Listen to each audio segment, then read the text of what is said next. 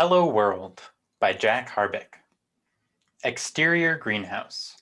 It is a dark and stormy night. Lightning flashes, briefly illuminating a sky full of clouds. We see a distant shot showing the greenhouse next to an industrial-looking building. Rain drums down upon a glass roof, the top of a greenhouse. A droplet of rain falls into a small opening where the glass of the roof has been shattered. The water droplet falls a long way before landing on a small bud in a pot on the floor. Exterior factory. We see a slightly closer view of the factory. It is dark and quiet as the rain continues to pour until a large lightning bolt strikes the lightning rod atop the building. The storm seems to lessen, but the rain persists. It is calm for a moment. Interior factory. We see a dark room inside the building. There is a fizzle of electricity as a low battery warning begins to flash. There is a pause before two glowing eyes open. The eyes blink. There's a mechanical whirring sound as Quinn reaches an arm out and pulls a lever. A strip of emergency lights begin to glow, lighting up the small workroom. We can finally see Quinn mostly illuminated. They have 3 extendable arms and 2 relatively short legs. Quinn looks down and sees the low battery indicator on their torso and begins digging through junk. Not finding what they're looking for, they leave the room. Quinn closes the door behind them and begins traveling down the hallway, still searching. The dim glow of the emergency lights continues in strips down the hallway, countered by the faint pulsing of the low battery warning. As they walk, they notice that there is a distinct lack of human presence. After a bit of searching, they call out. Hello? It seems as though the power has gone out. I require charging or else I am afraid I won't be of much use. Hello? Eventually, they begin to hear a faint humming sound.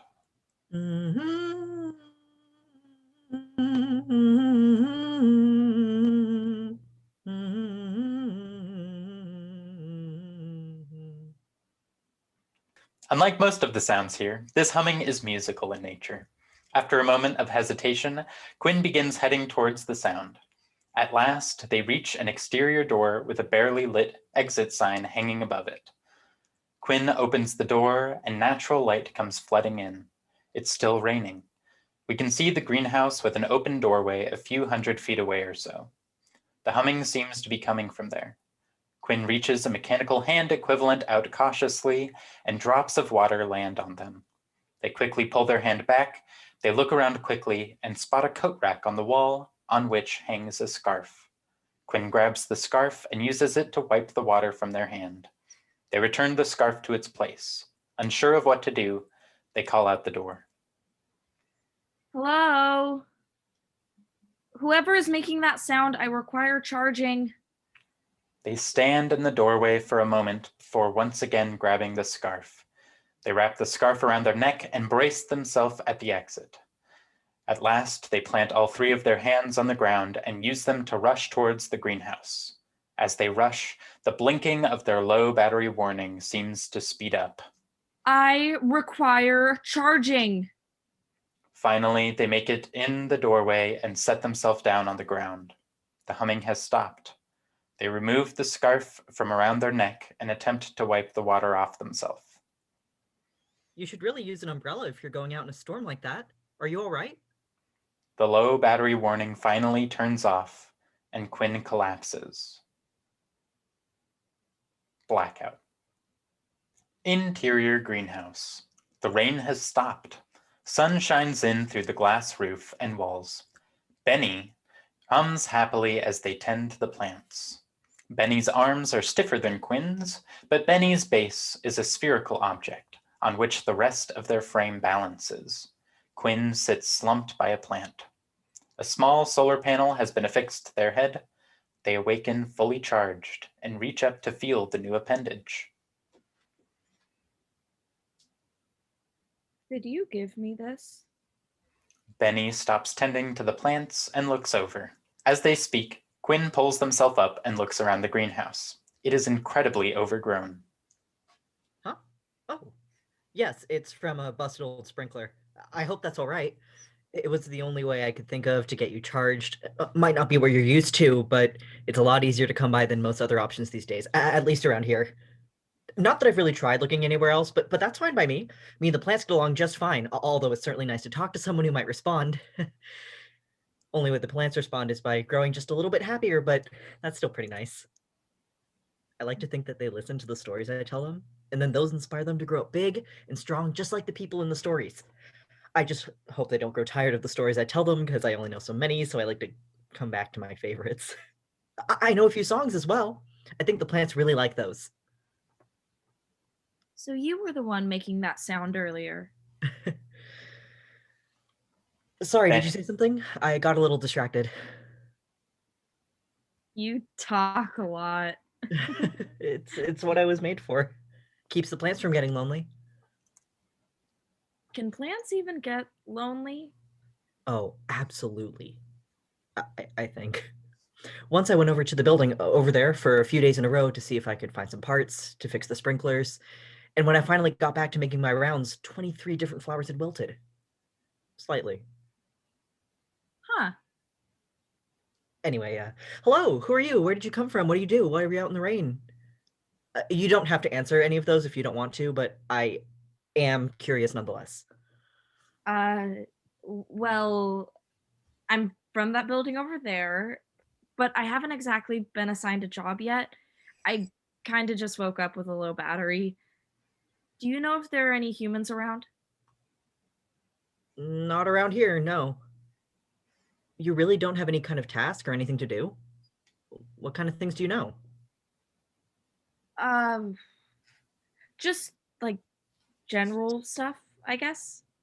I don't really have much to compare it to. Do you have a name? Not that I know of. You've got to have a serial number or something somewhere. Benny begins circling Quinn until they spot a sequence of numbers on Quinn's back. There it is. Looks like 5Q-2160-N51. Is that my name? I don't know. If you want it to be, I guess. What's your name? Well, my number is AB-4152-N43, but the humans just like to call me Benny.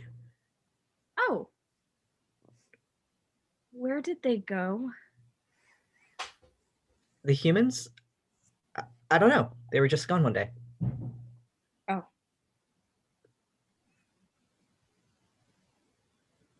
What about Quinny? What? For your name, what do you think of Quinny? You've got a Q at the start of your number. I think it's a good name. There's this story I like to tell the plants called Quinny the Quilled. It's about a porcupine. I don't know about this. What if the humans come back and think it's a bad name? I don't think they would. It's a good name. Besides, it's your name. No one needs to like it more than you. How about just Quinn? I like it. Me too. Suddenly, there is a rumble and the sound of plants growing unnaturally quickly. I didn't know plants could be so loud. Benny takes off towards the sound. Quinn follows. Once they reach the source of the noise, Benny stops and sees that a small potted bud has grown to an enormous size. It is the same bud from the earlier shot. Wow. Well, this is unusual. The giant bud begins to quake before it opens and blooms outwards gloriously. Various plant entities sprout out, leaves, stems, petals, etc., and take the form of an odd plant creature with 4 heads. The quartet sings in barbershop style. Hello, hello, hello, hello, Benny. They know my name. I thought you said the plants don't talk back. As the plant creature sings, leaves, vines, etc. reach out and grab up gardening tools, a watering can, shears, soil bags, and begin tending to the other nearby plants. Thank you for taking such good care of us. But now we've grown and we've gained sentience. Your tales inspire, your songs do as well. But now the plants can't take care of themselves. The plant creature continues humming as it takes control of the greenhouse like a well-oiled machine. They seem to have everything pretty taken care of, I guess. Do any of you still need me? We've got this. Thanks, Benny. Well, looks like I'm out of a job. Benny looks up at the ceiling. Maybe there's instructions or something in the big building. We should go look. Quinn heads out. Benny continues looking at the ceiling. Benny. I'm coming. Benny leaves, following Quinn. We see that Benny was looking at the hole in the ceiling. Blackout. Interior factory. We see Benny moving slowly down the hallway. Quinn. In here. Benny finds Quinn in the workroom in which they woke up, digging through piles of junk, their eyes glowing. It's dark in here. A bit. You've been in here before, right? Any ideas to where we might find some information? This is the only room I know about. I never really got this deep into the building before, but I never saw notes or anything in the outer storage rooms. There's gotta be something meaningful in here. This is where I woke up. Ooh, maybe you have an instruction manual or something. Maybe. Oh, I'll check this from over here. Benny goes into an adjacent room. I figure we're probably looking for anything with writing on it. Oh, this is writing. Benny, did you find something? Quinn goes into the other room and finds Benny looking at an open book. A pressed and dried dandelion flower lies on one of the pages as though it had been used as a bookmark. I thought all the plants were in the greenhouse. I guess not all of them. It was in this book. It's all dried up and sad. Benny carefully picks up the flower. What does the book say? Quinn goes to the book and starts flipping through it. This doesn't make any sense. I think it might be fiction. Oh! Quinny the Quilled. Oh, I know that one. Once upon a time, there was a sad little porcupine named Quinny who had the sharpest quills of any creature. Word for word. It must be an anthology. Quinn picks up the book and something falls out. What's this? They pick up the object. It's a little postcard with a picture of a Space Needle-esque structure. The image is overlaid with the text, "Wish you were here." Quinn reads the back. It's not the same being here without you, but I know you're doing important work. Miss you and love you lots. Hope we can be together again soon. Jamie. Do you think that might be for you? For me, it's probably for whoever's book this is. I don't know. It doesn't seem like the kind of thing someone would leave behind like this. Well, I haven't really been doing any important work that I know of. Maybe it's for you. You've been taking care of all those plants, and you're clearly familiar with this book. Maybe they put it here for you as a going away present. Maybe. But the plants don't need me to take care of them anymore. So I guess my important work is done. Oh, then maybe that means you can finally be together again. Maybe? I don't remember anyone named Jamie. But I didn't know a lot of people's names. Well, it kind of seems like neither of us have anything better to be doing. We should go find Jamie. How can we do that? Quinn flips over the postcard. See, it says, "Wish you were here." All we need to do is find this big tower thing. I guess it's worth a shot. Why not? Maybe this Jamie person will have jobs for us. Maybe. Do we just go? I guess so. All right. Before we go, I want to bring this flower outside. It deserves some fresh air, if nothing else. Okay. I'll pack some stuff up for the trip. Never know if we'll need spare parts or anything. Benny leaves with the dandelion. Quinn grabs a bag from off the desk chair and puts the book inside. They begin searching the room more before spotting something in the trash. It's an opened envelope. They grab it from the bin and take a look at the back. The return address says Jamie Wilcox, and the name in the middle is Ray Torres. Quinn grabs the postcard and finds that it slides perfectly into the envelope. Wait, Benny? Benny does not answer. Quinn hesitates for a moment before putting the envelope back into the trash can. Exterior factory. We see Benny leave the factory carrying the dandelion. They find a nice spot in the dirt and lay the flower on the ground, carefully arranging the dirt around it as if tucking it into bed. I'm sorry I can't stay here with you, but at least you'll have the moon and the stars. Quinn comes out of the factory holding the bag. Why not just bring it to the greenhouse? This flower is long gone. Wouldn't want to demoralize the others. I think you might be giving too much credit to the emotions of plants. Would it matter if I was? I guess it wouldn't. A droplet of rain falls from the sky and lands on Quinn. They quickly wipe it off with their scarf. We should probably go inside until the rain stops. Benny's hand extends out and unfolds into an umbrella. They hold it up over both of their heads.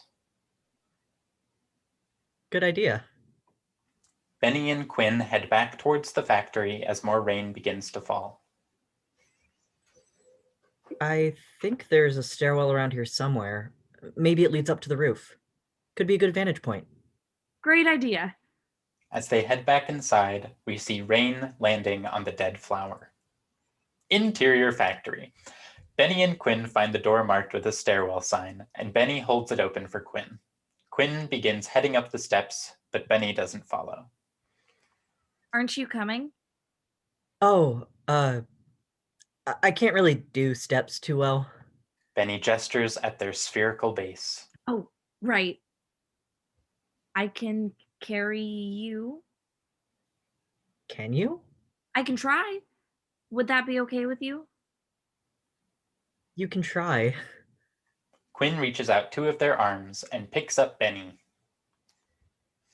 Wow. Can you make it up the stairs like this? Oh yeah, this'll be no problem. Quinn's third arm extends straight up to the top of the stairwell before pulling up Quinn and Benny, grappling hook style. Oh! Exterior roof. Quinn and Benny shoot out the upper stairwell door and into the air. Benny opens their umbrella, hand in the air, and the two of them float gently down to land on the roof. The rain begins to lessen. Benny keeps the umbrella up until the rain stops. You're very strong. I hadn't realized, but I suppose I am. The rain stops. I don't think I've ever been up so high before. Me neither. Benny looks around in wonder as Quinn scans the horizon. The trees out there look so small, but I bet they're huge. Oh, I think that might be the tower. Quinn points to a distant structure with the same shape as the one from the postcard. To be honest, I thought it would be harder to find. That definitely looks like the right place. There's the sudden sound of swiftly growing plants once again. We see, rising behind them, the shape of a massive dandelion flower. The robots turn around and see it. Oh! The flower sways gently in the light breeze and is silent. Is that? I don't know where else it could have come from. But how could it have grown so quickly? It was dead. Are you sure? I'm pretty certain that flower was dead. Well, even if that was true, it's certainly not dead anymore. True. Probably. The massive dandelion seems to stretch out its petals before closing in on itself. There is a pause before it reopens into a round seed head. Oh, I've never seen a flower change so quickly like that. I've never seen a flower do anything like that. There's a sudden breeze, and one of the enormous seeds comes off the flower and drifts across the roof towards the distant tower. Wow.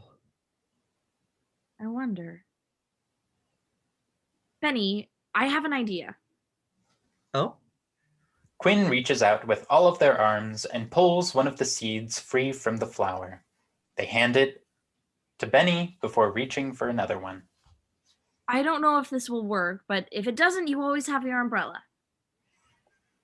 Oh! I think we should give it a shot. Do you think you can hang on? I think so. Okay. Quinn moves to the edge of the roof, holding tightly to the giant seed. Benn-E follows. I'm just gonna jump off this building. Okay. Me too. They both stand there for a moment. All right. Let's go. Benn-E rolls off the edge of the roof, holding tightly to the seed. They begin to float outwards and slightly down. Oh dear. Oh dear. Benny, okay, I'm coming. Quinn jumps off the roof and begins to float as well. I'm not sure how much distance we'll be able to get from this, but it's at least an interesting start to our journey. At that, a massive gust of wind comes and shoots the robots into the sky. All the other seeds from the giant dandelion come off and float into the sky with Quinn and Benn-E. Oh dear. Incredible.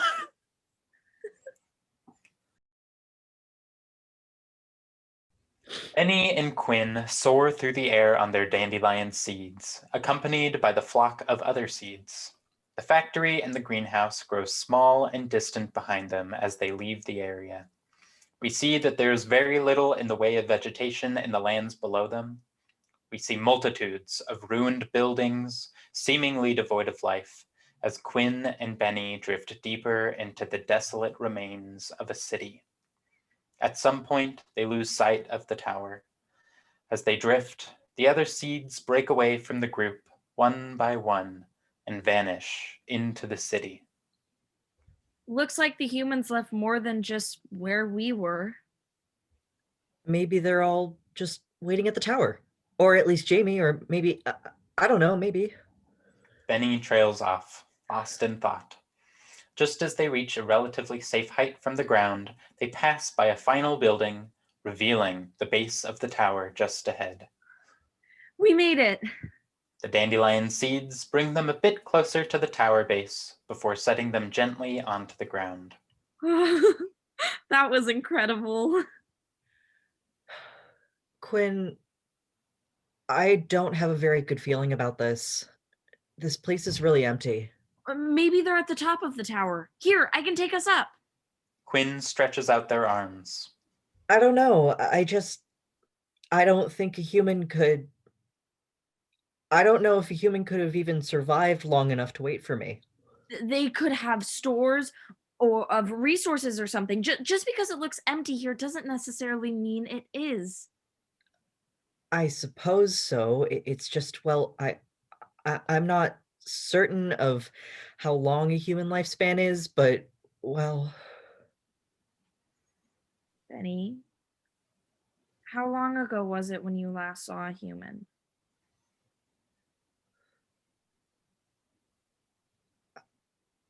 I'm sorry. I just thought that maybe there was still a chance, but it's so empty here, and you seemed really excited to meet the humans and get a job, and I really don't know how much longer I could stand the whole greenhouse without being needed, but I'm sorry, I just should have told you from the start, but Benny, how many years has it been? approximately 253. You've been taking care of those plants for 253 years? How are any of them still alive? Well, hypothetically, plants can live forever. You barely explored the factory building? The plants kept me busy. I kept myself busy I with the plants. can't believe you stayed in that greenhouse for 253 years. I can't believe I sat there inactive for at least 253 years. I'm sorry. I should have told you. I should have searched for everyone. I should have explored the factory. I should have found you. Maybe then we would have stood a chance of getting here in time. I don't think that letter was for us anyway. It's possible. But it's just as possible that Jamie sat here waiting for us for 253 years. I found an envelope in the trash can. I don't think that letter was for either of us. An envelope? It was the perfect size for the letter, and it was from Jamie. Can I see it? I put it back in the trash can. Why didn't you show me? Well, you seemed so excited to come here, and I didn't want to take away your hope of finding the humans you knew. And I thought that even if we didn't find Jamie, we might find some kind of purpose or something. I think maybe we're even then. I think maybe both of us wanted to come here, and in the end, we did. So I guess it worked out? I guess so. You're sure the letter wasn't for us? The envelope was addressed to someone named Ray Torres. Ray? That's the human who programmed me. Probably you too. Oh? They're both probably long gone now, though. Probably. I don't know what to do.